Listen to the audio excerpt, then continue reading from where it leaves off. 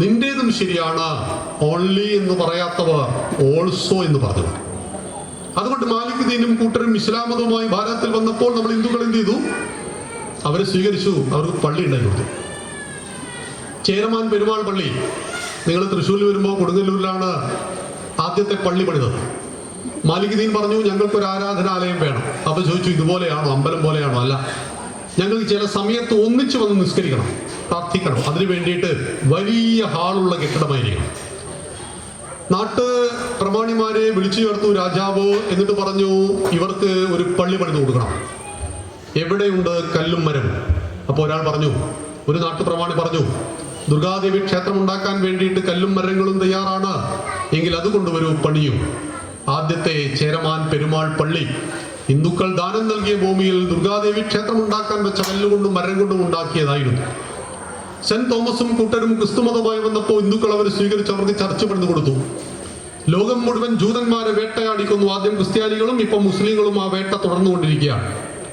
അത് മതപരമായ അവരുടെ അഭിപ്രായ വ്യത്യാസങ്ങളാണ്. ലോകത്തിലെ എല്ലാ പ്രശ്നങ്ങളുടെയും കാരണം, ലോകത്തിലെ എല്ലാ പ്രശ്നങ്ങൾക്കും പരിഹാരം ഞങ്ങളുടെ 10 കമന്റ്സ് തോറ എന്ന പുസ്തകമാണ്, അന്ത്യപ്രവാചകൻ മോസസ് മാത്രമാണ് എന്ന് ജൂതന്മാർ പറയുന്നു.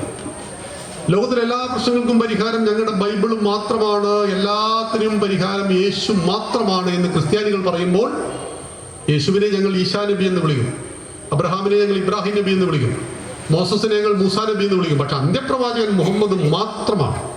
ലോകത്തിലെ എല്ലാ പ്രശ്നങ്ങളുടെയും പരിഹാരം ഖുർആൻ മാത്രമാണ്. ഓൺലി. ലോകം മുഴുവൻ വിനാശം വിതയ്ക്കുന്നത് ഹിന്ദുധർമ്മത്തിന് വിരുദ്ധമായ ഈ ഒരൊറ്റ വാക്കാണ്, ഓൺലി. എന്റേത് മാത്രം ശരി. ഈ മൊബൈൽ ഫോൺ മാത്രമാണ് ശരി എന്ന് ഞാൻ പറഞ്ഞാൽ നിങ്ങളുടെ മൊബൈൽ ഫോണൊക്കെ തെറ്റാണ് എന്നാണ് അർത്ഥം. ഈ മൊബൈൽ ഫോണും ശരിയാണെന്ന് പറഞ്ഞാൽ നിങ്ങളുടെ മൊബൈൽ ഫോണും ശരിയാണ്, എന്റെ മൊബൈൽ ഫോണും ശരിയാണ്. ആകാശാത് പതിതം സോയം യഥാഗച്ഛതി സാഗരം സർവദേവ നമസ്കാരം കേശവം പ്രതിഗച്ഛതി. ഇതാണ് ഹിന്ദുക്കളുടെ മതേതരത്വം. ഇതാണ് ഹിന്ദുവിന്റെ ഭരണഘടന. നമ്മുടെ നാട്ടിലെ രാഷ്ട്രീയക്കാർ നാഴികയ്ക്ക് 40 വട്ടം സ്റ്റേജിൽ കയറി പ്രസംഗിക്കാറുണ്ട്. ഇവിടെ പള്ളിക്ക് പുറത്ത് പട്ടാളവും പോലീസും കാവൽ നിൽക്കാതെ ഇസ്ലാം നിർഭയം നിസ്കരിക്കുന്ന നാട്, ഭൂരിപക്ഷം ജനങ്ങൾ കിട്ടാത്ത അവകാശങ്ങളും ആനുകൂല്യങ്ങളും മതന്യൂനപക്ഷങ്ങൾ കിട്ടുന്ന നാട്, ഹിന്ദുവിന്റെ വീട്ടിൽ കയറി നിറങ്ങി പെന്തക്കോസ്റ്റ് പാതിരിമാർ കരികടല ഗോതമ്പ് പഞ്ചസാര കൊടുത്ത് ഹിന്ദുവിന് മതം മാറ്റാൻ സ്വാതന്ത്ര്യമുള്ള നാട് എങ്ങനെ വന്നു?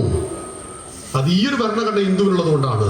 ആകാശാത് പതിതം തോയം യഥാഗച്ഛതി സാഗരം. വെണ്ണിൽ നിന്നും മണ്ണിലേക്ക് പതിക്കുന്ന കോടാനുകോടി മഴത്തുള്ളികൾ എങ്ങനെ അരുവിയിലൂടെ നദിയിലൂടെ ഒഴുകി ഏകമാകുന്ന സാഗരത്തിൽ എത്തിച്ചേരുന്നുവോ, സർവദേവ നമസ്കാരം. നിങ്ങൾ ഏത് ദൈവത്തെ വേണമെങ്കിലും നമസ്കരിച്ചോളൂ.